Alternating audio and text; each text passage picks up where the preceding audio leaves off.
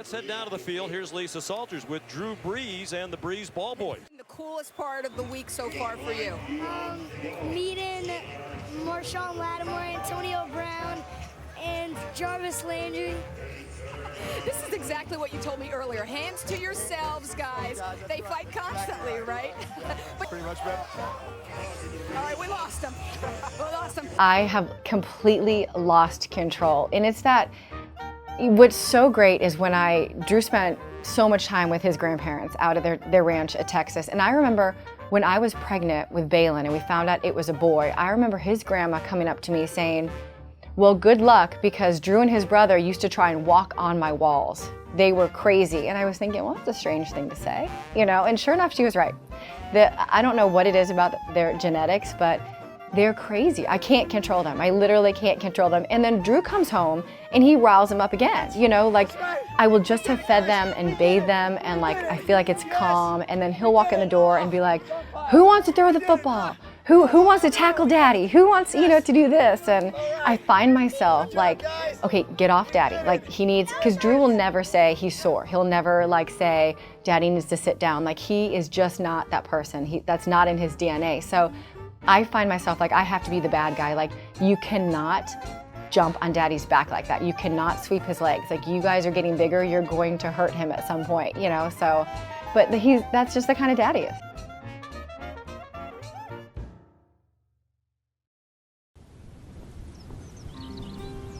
Yeah, there's lots of funny stories about when I was trying to court my wife, Brittany, at Purdue. I guess the first one and maybe one of the most legendary is it was my 19th birthday.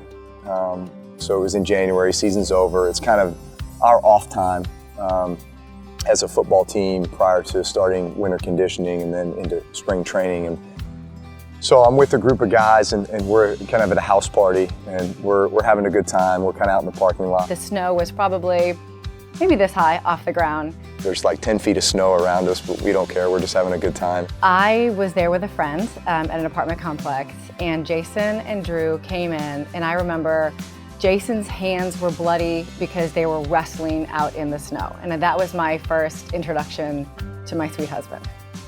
Here walks this girl, you know, right by me, and I immediately look at her, and I look at them, and I say, I'm gonna marry that girl.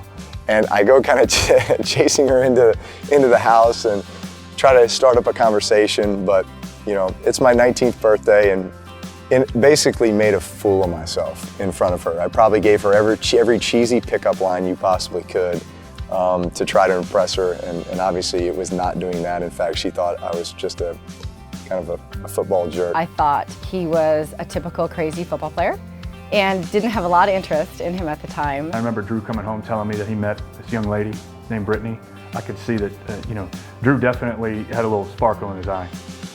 So then fast forward and we're into the summer and we meet again. At one point, I kind of go over and strike up a conversation. I can tell she's remembering the first time we met and really wanting to exit this conversation however she can, yet she can't find anybody to come save her, right?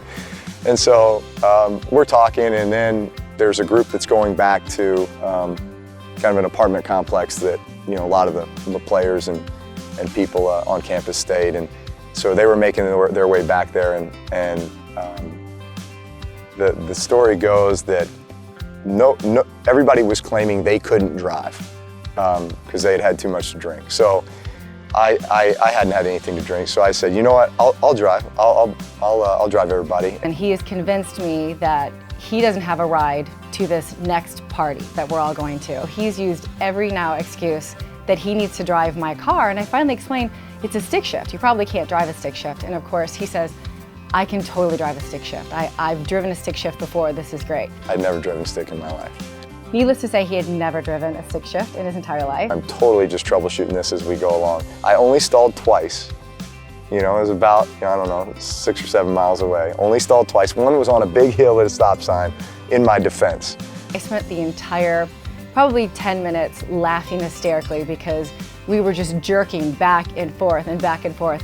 So I thought I was pretty successful, but everyone got there safely, and that was all that mattered. And I think maybe just the fact that I was trying so hard to impress her and make her see that I was a decent guy and to give me a chance, I think that won her over to a degree. We went back to this party, and we ended up spending all night talking, just staying up and talking, and we had the most similar views on everything. It was crazy. I mean, we wanted to name our children the same names. We had the same religious background. We had, the same ideas of where we wanted to go in life. And at that moment, I think we just both knew. Like it just clicked, and it was almost scary.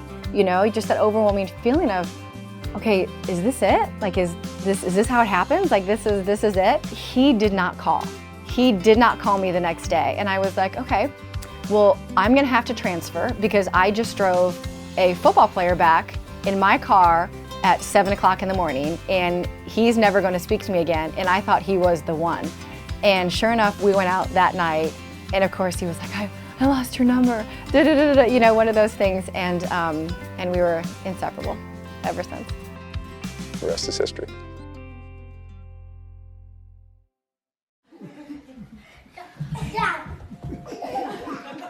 Brittany is the epitome of multitasking. Like, you can only imagine with 4 kids, and times where I'm here at the facility and I'm watching film, and I know I'm on my way home, and I'll give her a call or a FaceTime, and here she is, and I'm setting the phone down to talk to you, but I'm here making spaghetti, and it's, Rylan, get off the table, and it's, boys, quit throwing the ball up against the cabinets, and get over here, and Callan, get the silverware on the table, and Bowen, get the milks for everybody, and it's just like, it's amazing how she's able to manage all these things and do it in such a loving way. I love watching her love our kids. Each one of them, she's such a great, she can read people and read emotions really, really well. And it's amazing to see the different personality traits in your kids and the way that she is able to handle each one of them based upon those personalities and based upon the way that they would best respond is a gift, and she's got it.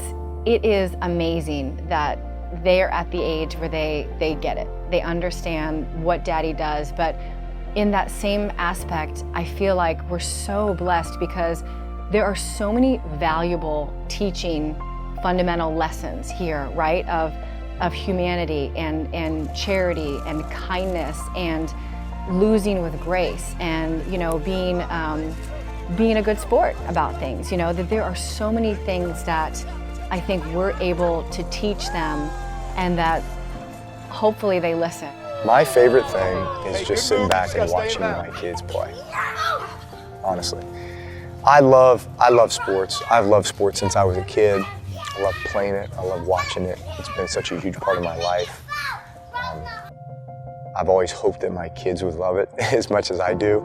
It seems like they do, which is great because these are things we can do together, and I feel like I can impart, wisdom and advice and teach them, the things that I learned when I was a kid from my dad, from my granddad, from my coaches, and but just to sit and watch them just go and be creative, and those are my happiest moments as a dad. If Britt and I can just sit there and hold hands and watch our kids play, it's the greatest. It's another thing you see on TV and you see in commercials is Drew Brees with his kids, but if you see him when the cameras aren't on and you're just around the facility all the time, it's Drew Brees with his kids. I've also had the chance to go out and do a story with him coaching his sons in the flag football league that he started in New Orleans. So every bit of everything that Drew and Brittany did as a young couple who wanted to embrace in New Orleans, now they're a growing family that has embraced everything about New Orleans.